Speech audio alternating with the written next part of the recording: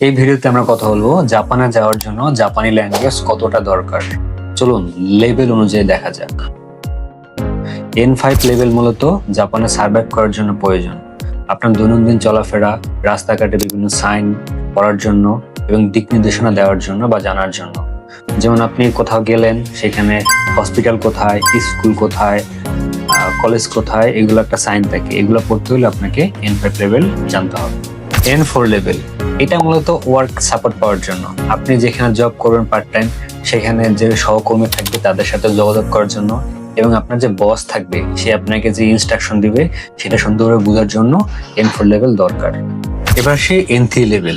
N3 level শেষ করলে আপনি জাপানে পাবেন ফুল টাইম অফিসিয়ালি জবের সুযোগ, পাবেন প্রমোশন, এবং আপনার সিভি স্ট্রং হবে, ভিসা আপগ্রেড হবে। সুতরাং দেরি না করে আজকে শুরু করুন জাপানি শেখা, লেভেল আপ করুন এবং জাপানে কেরিয়ার তৈরি করুন।